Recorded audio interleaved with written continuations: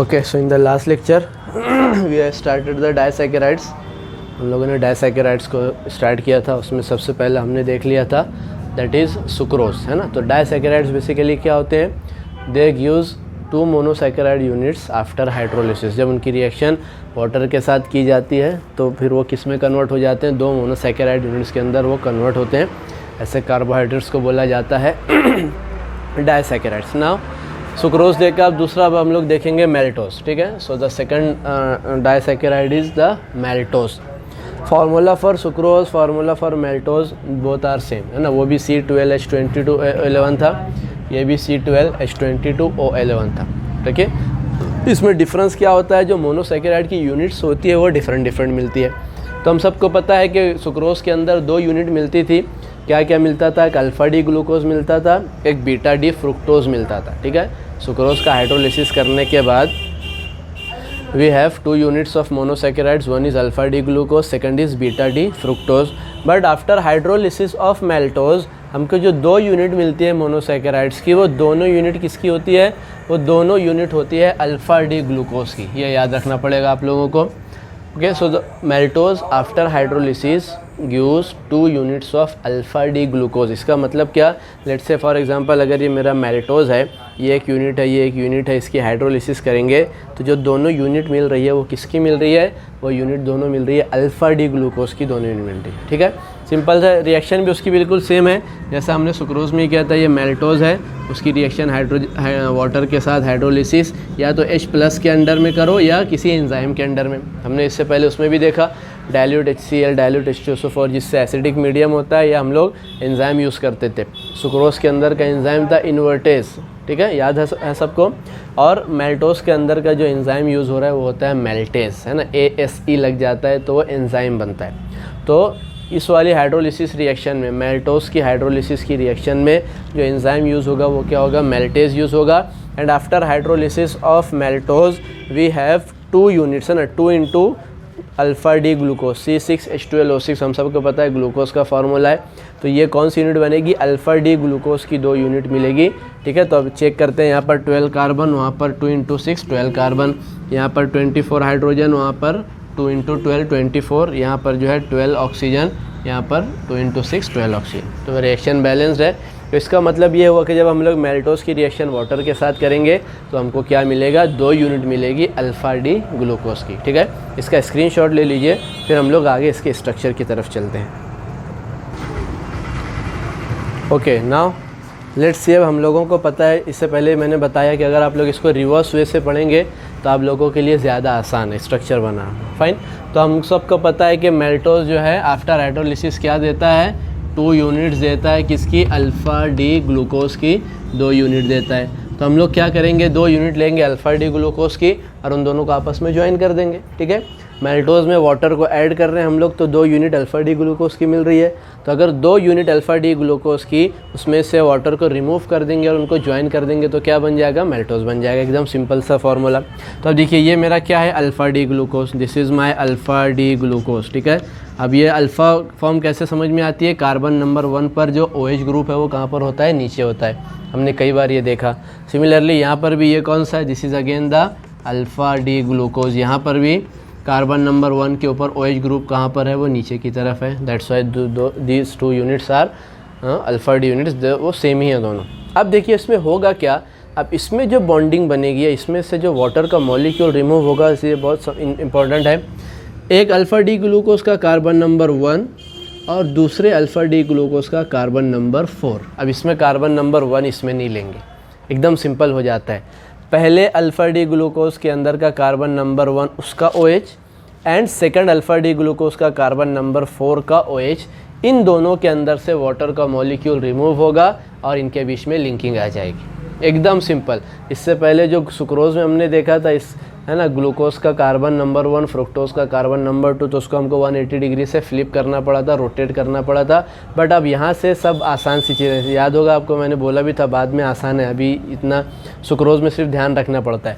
तो इसका carbon number 1 का OH, इसके कार्बन नंबर 4 का OH, इन दोनों के बीच में हम लोगों को क्या करानी है, लिंकिंग करानी है by removing the water molecule. अब देखिए बिल्कुल सिंपल है, ये OH ये OH इन दोनों का, इसके अंदर से H2O बाहर निकालो, ठीक है। फॉर एग्जांपल यहाँ से पूरा OH बाहर निकाला मैंने, ठीक है, यहाँ से OH बाहर निकाल लिया और यहाँ से हाइड्रोजन निकाल लिया, तो ये एक वैलेंसी फ्री हुई, ये एक वैलेंसी फ्री हुई, ये दोनों आपस में मिलेंगे और नीचे क्या बन गया, H2O बन गया। तो अब देखिए सिंपल सा होगा क्या, जब इन दोनों के अंदर से मैं OH ग्रुप बाहर निकालूंगा, तो जब OH ग्रुप बाहर निकालूंगा तो ये दोनों ज्वाइन हो जाएंगे और यहाँ से वाटर का मॉलिक्यूल रिमूव हो जाएगा और ये स्ट्रक्चर बन गया मेरा किसका, मैल्टोस का। बिल्कुल सिंपल, बिल्कुल आसान सा, कोई मुश्किल नहीं है। तो एक याद क्या रखना है, एक यूनिट जो अल्फा डी ग्लूकोज की उसका कार्बन 1 का OH और दूसरी यूनिट के कार्बन 4 का OH, उन दोनों के अंदर से वाटर मॉलिक्यूल को रिमूव करो और वो जो एक ऑक्सीजन बचेगी उन ऑक्सीजन को बीच में लाकर उन दोनों के साथ ज्वाइन कर दो। इस लिंकेज को क्या बोला जाता है, that linkage is called as glycosidic linkage, ठीक है। इसको क्या बोलेंगे हम लोग, इसको बोलेंगे ग्लाइकोसिडिक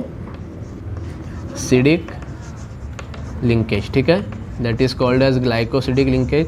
अच्छा, अब ये ग्लाइकोसिडिक लिंकेज बनी कैसे, इस कार्बन का, ये वाले ग्लूकोज का फर्स्ट कार्बन, ये वाले ग्लूकोज का फोर्थ कार्बन, तो इसको बोला जाता है 1,4। अच्छा, अब ये जो फर्स्ट कार्बन की जो यहाँ से हमने OH ग्रुप निकाले, ये कौन, ये क्या बताता था, अल्फ़ा बताता था ना, तो यहाँ का अल्फ़ा OH ग्रुप हमने निकाले, इसलिए इसको लिखा जाता है अल्फ़ा 1,4 ग्लाइकोसिडिक लिंकेज। ये अल्फ़ा 1 क्या है, ये कार्बन नंबर 1 है और उसके अंदर ये तो अल्फ़ा कॉन्फ़िगरेशन है ना, अल्फ़ा कॉन्फ़िगरेशन मतलब क्या, OH ग्रुप नीचे होता है, तो अल्फ़ा कॉन्फ़िगरेशन वाला OH ग्रुप कार्बन नंबर 1 वाला होता है उसके अंदर, और दूसरे का कार्बन नंबर 4 का OH ग्रुप, इन दोनों को निकाला, इसलिए इस लिंकेज को क्या बोला जाता है, अल्फ़ा 1,4 ग्लाइकोसिडिक लिंकेज।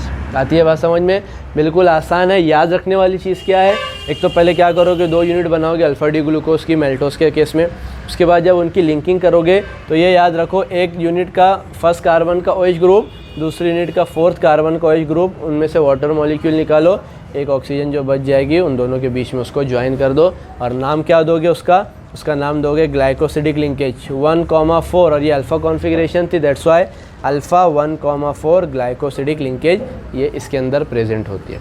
तो ये सिंपल 2-3 चीज़ें आप लोगों को ध्यान में रखना है, ठीक है। इसका भी स्क्रीनशॉट ले लीजिए, फिर हम लोग आगे बढ़ते हैं अगले डाइसैकेराइड की तरफ। Okay, now next disaccharide is lactose, ठीक है। थर्ड जो हमको देखना है हमारे चैप्टर के अंदर डाइसैकेराइड, वो है लैक्टोज। ओके, लैक्टोज का एक्चुअल में मिल्क शुगर भी बोला जाता है। तो बेसिकली मिल्क के अंदर जो स्वीटनेस होती है ना, शुगर मिल्क के अंदर की जो मिठास होती है, that is comes from lactose, ठीक है। तो लैक्टोज कार्बोहाइड्रेट है जो मिल्क के अंदर पाया जाता है, that's why it is called as milk sugar. अब देखिए ये जो डाइसैकेराइड है लैक्टोज, ये जो 2 यूनिट देता है आफ्टर हाइड्रोलिसिस, वो 2 यूनिट कौन कौन सी है, पहली यूनिट ये देता है बीटा डी ग्लूकोज की और दूसरी यूनिट देता है बीटा डी गैलेक्टोज की। अब देखो यहाँ पर ग्लूकोज और फ्रुक्टोज के अलावा है ना, तीसरा क्या आ गया मोनोसैकेराइड हमारे पास, गैलेक्टोज। तो याद रखिए कि जो हमारा लैक्टोज है that is the disaccharide, it will gives 2 units of monosaccharides, first is beta D glucose and second is beta D galactose, ठीक है।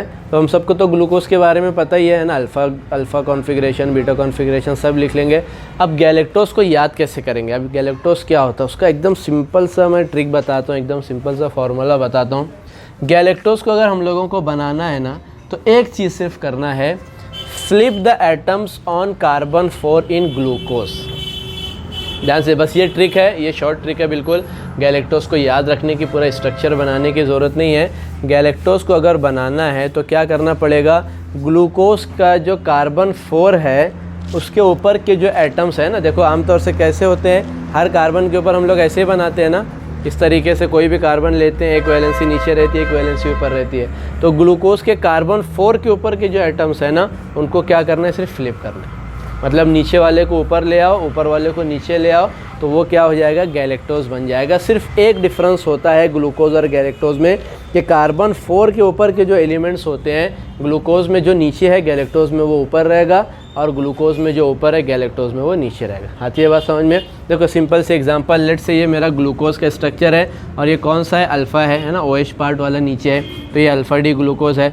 अब देखिए पूरा स्ट्रक्चर बिल्कुल सेम बनाना है। अगर इसको मुझको गैलेक्टोज में कन्वर्ट करना है तो मैं क्या करूँगा, ये जो मेरा कार्बन 4 है ना, उसमें OH कहाँ पर है, नीचे, H कहाँ पर है, ऊपर। मैं सिर्फ इनकी पोजीशन को क्या कर दूँगा, चेंज कर दूँगा, मतलब इसको मैंने फ्लिप कर दिया। समझ में आई बात। तो गैलेक्टोज जब मैं बनाऊंगा सेम स्ट्रक्चर बनेगा, सिर्फ OH कार्बन 4 पर जाएगा ऊपर और H कहाँ जाएगा, नीचे। जब देखिए इसका मैं अगर गैलेक्टोज का स्ट्रक्चर बनाता हूँ तो वो कुछ इस तरीके से बनेगा, बाकी सारे बिल्कुल कैसे होंगे, सेम होंगे।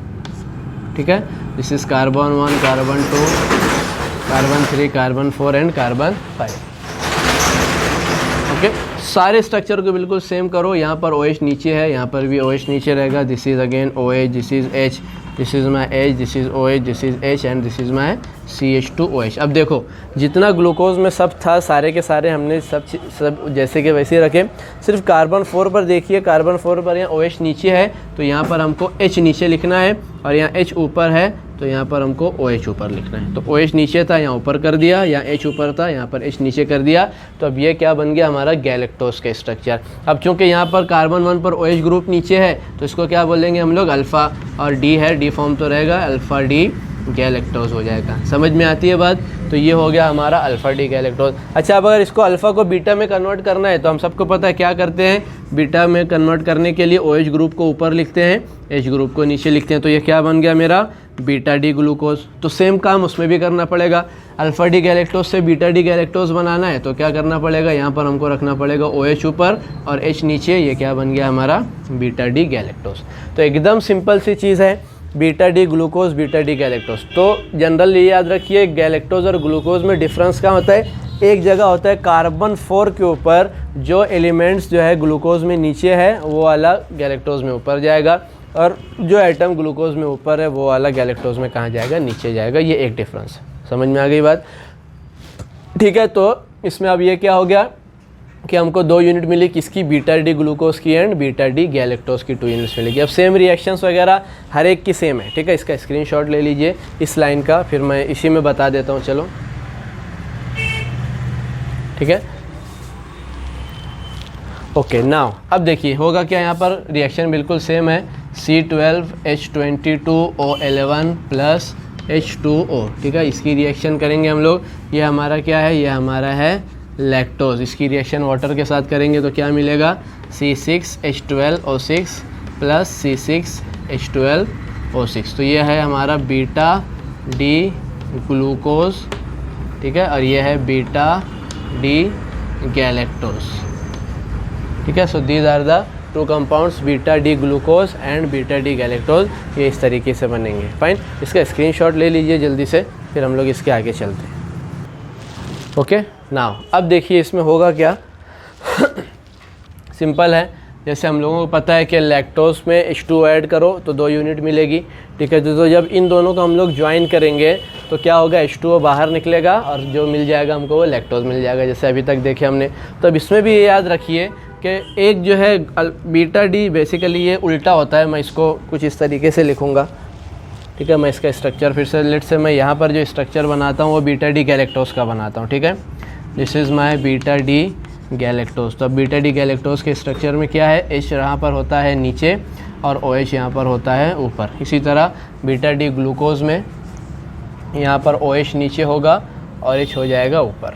ठीक है, ये कुछ इस तरीके से। तो ये हो गया मेरा बीटा D ग्लूकोज और ये हो गया मेरा बीटा D गैलेक्टोज। ठीक है, तो मैंने सिर्फ स्ट्रक्चर को इस तरफ वाले को इधर लिख दिया और लेफ़्ट वाले को राइट साइड में लिख दिया। फाइन, अब देखिए इसमें होगा क्या, तो जो बीटा D गैलेक्टोज है उसका जो कार्बन 1 उसका OH group and beta D glucose के कार्बन 4 उसका OH ग्रुप। देखिए यहाँ पर भी कार्बन 1 और कार्बन 4 का ही मतलब लिंकिंग हो रही है, तो उसमें लेकिन कार्बन 1 किसका यूज़ करेंगे हम लोग, बीटा D गैलेक्टोज का। ठीक है, बीटा D गैलेक्टोज का हम लोग यूज़ कर रहे हैं, कार्बन 1 उसका OH ग्रुप और बीटा D ग्लूकोज का कार्बन नंबर 4 उसका OH ग्रुप यूज़ कर रहे हैं। अब इन दोनों के अंदर से हमको क्या करना है, वाटर का मॉलिक्यूल बाहर निकालना है। अब देखिए जब इन दोनों के अंदर से मैं वाटर का मॉलिक्यूल बाहर निकालूंगा तो क्या बच जाएगी, एक ऑक्सीजन बचेगी। उस एक ऑक्सीजन को इन दोनों के साथ ज्वाइन कर दो और बाहर किसको निकाल दो, वाटर के मॉलिक्यूल को क्या कर दो, बाहर निकाल दो। तो जब इनके अंदर से यहाँ पर भी एक OH ग्रुप था, यहाँ पर भी एक OH ग्रुप था, उन दोनों के अंदर से वाटर मॉलिक्यूल निकाला, जो एक ऑक्सीजन बची उससे क्या कर दिया हमने, लिंकिंग कर दी। और वाटर का मॉलिक्यूल निकलने के बाद अब ये जो स्ट्रक्चर बन गया, इस स्ट्रक्चर को क्या बोला जाएगा, that structure is called as lactose. ठीक है, तो लैक्टोज क्या है? लैक्टोज है बीटा डी गैलेक्टोज और बीटा डी ग्लूकोज जब आपस में ज्वाइन होंगे, ठीक है, आफ्टर रिमूवल ऑफ वाटर, तो जो बनेगा दैट इज़ लैक्टोज हो जाएगा। ठीक है, और इसका रिवर्स देखेंगे, लैक्टोज में ये वाटर का मॉलिक्यूल जो है लगा दो तो एक OH इधर मिलेगा, एक OH भी इधर मिल जाएगा, दो अलग अलग यूनिट मिल जाएगी, बीटा डी गैलेक्टोज की एंड बीटा डी ग्लूकोज की यूनिट मिल जाएगी। आती है बात समझ में? अच्छा, अब ये जो लिंकेज है that is again the glycosidic linkage. ठीक है, ग्लाइकोसिडिक लिंकेज कौन कौन से कार्बन से मिलकर बन रही है ये? ठीक है, ये कार्बन नंबर 1 इसका और कार्बन नंबर 4 इसका। ठीक है, तो कार्बन नंबर 1 कार्बन नंबर 4 के बीच में बन रही है। अच्छा, ये कॉन्फ़िगरेशन कौन सी, अल्फ़ा है या बीटा है? ये कॉन्फ़िगरेशन है बीटा, है ना। ये बीटा पर का जो कार्बन नंबर 1 वो बीटा कॉन्फ़िगरेशन के साथ था, इसलिए इसका नाम क्या होगा? Beta 1,4 glycosidic linkage. समझ में आती है बात? So the name of that glycosidic linkage is beta 1,4 glycosidic linkage होती है। तो याद रखिए, लैक्टोज के अंदर हमको ग्लाइकोसिडिक लिंकेज मिलती है। ठीक है, beta D galactose and beta D glucose के बीच में। आगे बात समझ में? तो ये हो गया हमारे क्या, डायसैकेराइड्स का पार्ट कंप्लीट हो गया। अब इसका स्क्रीनशॉट ले लीजिए। अब हम लोगों को मोनोसैकेराइड्स पॉलीसैकेराइड्स के बारे में थोड़ा सा ब्रीफ में देखना है। Okay, now next we will move to the polysaccharide section. ठीक है, तो पॉलीसैकेराइड नाम से ही जाहिर है कि ये क्या होते हैं? मल्टीपल मोनोसैकेराइड की यूनिट्स आपस में ज्वाइन होती है तो पॉलीसैकेराइड मिलते हैं। क्लासिफिकेशन में भी हमने देखा था, तो polysaccharide they gives large number of monosaccharide units, है ना, कि क्या होते हैं वो बहुत सारे मोनोसैकेराइड्स की यूनिट्स आपस में ज्वाइन होती है और उनसे मिलकर क्या बनता है? पॉलीसैकेराइड। ठीक है, तो अब वो 2 या 3 नहीं देंगे बल्कि थाउजेंड्स की और हंड्रेड्स की रेंज में क्या देते हैं? मोनोसैकेराइड्स देते हैं। उसमें सबसे पहला है, सबसे इंपॉर्टेंट, दैट इज़ स्टार्च। ठीक है, स्टार्च सबसे पहला जो पॉलीसैकेराइड है वो क्या है? स्टार्च है। Starch is nothing but the polymer of alpha D glucose. इसका सेंस क्या है? वही चीज़ है। पॉलीमर मतलब क्या? जो बहुत सारे मोनोमर की यूनिट से मिलकर बनता है। तो इसके अंदर का मोनोमर क्या? Alpha D glucose. मतलब वही हुआ कि बहुत सारे अल्फ़ा डी ग्लूकोज की यूनिट आपस में ज्वाइन होती है, जिसकी वजह से क्या बनता है? स्टार्च बन जाता है। ठीक है, अब हम सबको पता है, देखो मैंने 3 यूनिट लिखी अल्फ़ा डी ग्लूकोज की। अल्फ़ा कैसे पहचानेंगे? OH ग्रुप कहाँ पर होता है? नीचे। तो लिंकिंग इसमें भी सेम है, एक का पहला कार्बन दूसरे का 4th कार्बन, उन दोनों के बीच का जो OH ग्रुप है उसके अंदर से हमको क्या करना है? वाटर को निकालना है। तो मैं यहाँ से क्या करता हूँ? इन दोनों के अंदर से वाटर को निकालूंगा और यहाँ पर एक लिंकिंग बना दूंगा। आदि ये बात समझ में? इसी तरह इसका 4th तो यूज़ हो गया, अब यहाँ पर इसका 1st यूज़ करेंगे और इसका 4th यूज़ करेंगे। इन दोनों के बीच में से वाटर का मॉलिक्यूल निकालूंगा मैं और इस तरीके से क्या करूँगा? बना दूंगा। इसी तरह यहाँ पर भी क्या होगा? इस तरीके से लिंकिंग होगी ऑक्सीजन के साथ में, और यहाँ पर भी क्या होगा? इस तरीके से लिंकिंग होगी ऑक्सीजन के साथ में। तो अब देखिए, बहुत सारे अल्फ़ा डी ग्लूकोज की यूनिट्स है ना, यहाँ पर भी है, यहाँ पर भी है, यहाँ पर भी। इस तरीके से 100 से लेकर 2000 तक अल्फ़ा डी ग्लूकोज की यूनिट क्या होती है? आपस में ज्वाइन होती है, जिसकी वजह से क्या बन जाता है? स्टार्च बन जाता है। आती है बात समझ में? तो ये होता है starch in which number of alpha D glucose are join together by glycosidic linkage. अब इस लिंकेज का नाम क्या होगा? अभी अल्फ़ा है ना, तो अल्फ़ा 1,4 ग्लाइकोसिडिक लिंकेज। आती है बात समझ में? ग्लाइकोसिडिक लिंकेज योग। अच्छा, अब देखो ये तो हो गया स्ट्रेट स्टार्च, है ना, स्ट्रेट लाइन हो गया। इसका एक नाम और है, इसको बोला जाता है एमिलोज। ठीक है, अमाइलोज भी बोलते हैं, एमिलोज भी बोलते हैं। तो ऐसा स्टार्च जिसके अंदर क्या हो? एक स्ट्रेट लाइन हो, है ना। कोई ब्रांचिंग दिख रही है क्या इसमें? ऊपर नीचे कोई चेन दिख रही है? नहीं, एक स्ट्रेट लाइन का स्टार्च है, इसको क्या बोलते हैं? एमिलोज। फाइन। अच्छा, एक स्टार्च इसमें अब कभी कभी क्या होता है कि देखिए, मान लो अगर ये मेरा OH ग्रुप ये 1st पोजीशन का है, इसको थोड़ा मैं इस तरीके से करके बनाऊं। ठीक है, ये यहाँ पर थोड़ा सा मैं उसको बताने के लिए, ये मेरा OH ग्रुप ये 1st कार्बन का है। तो कभी कभी क्या होता है कि नीचे एक दूसरी ब्रांच आती है। अब देखो यहाँ पर मैं और एक अल्फ़ा डी जो है ग्लूकोज बना रहा हूँ। ठीक है, this is my OH H OH H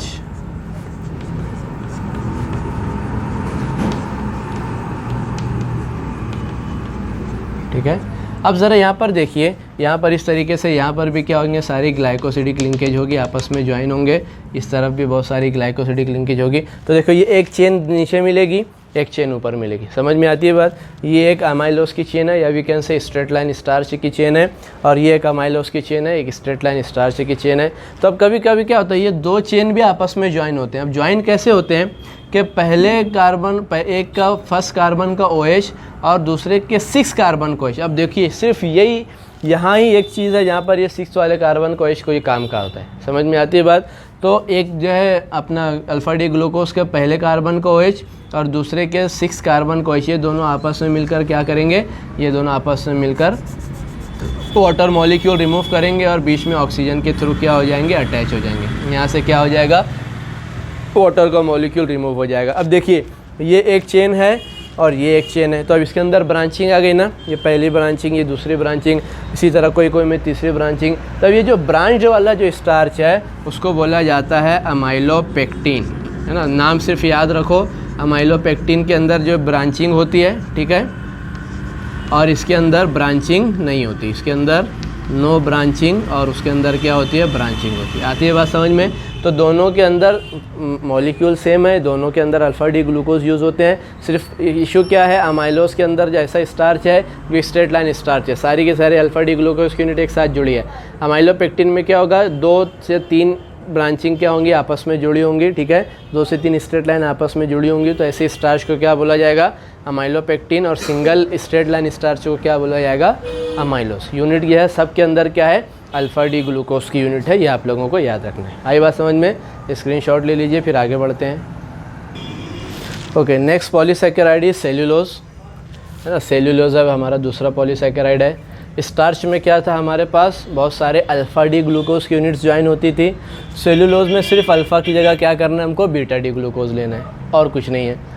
starch के अंदर अल्फ़ा डी ग्लूकोज की यूनिट होती थी और सेल्यूलोज के अंदर किसकी यूनिट होगी, बीटा डी ग्लूकोज की। और इसके अंदर सिर्फ स्ट्रेट लाइन स्ट्रक्चर होता है, ये जो है ब्रांचिंग में नहीं आता। इसमें जो है जैसे स्टार्च में अमाइलोज, अमाइलोपेक्टिन हमने देखा, यहाँ पर उसका कोई सेंस नहीं है। सेलुलोज क्या होता है, सिर्फ स्ट्रेट लाइन होता है। अब देखिए ये सब मेरे पास किसकी यूनिट्स हैं, बीटा डी ग्लूकोज की। कैसे पहचानोगे, कार्बन नंबर 1 पर OH ग्रुप ऊपर होता है, तो ये किस बात की अलामत है, ये होता है बीटा डी ग्लूकोज। करना कुछ नहीं है, वही चीज़ है कि एक का कार्बन नंबर 1 का OH, दूसरे का कार्बन नंबर 4 का OH, इन दोनों के बीच में से वाटर का मॉलिक्यूल रिमूव करो और वो बीच में क्या कर दो, लिंक बना दो। इसी तरह इसका कार्बन नंबर 1 का OH, इसका कार्बन नंबर 4 का OH, आपस में क्या कर दो, लिंक बना दो।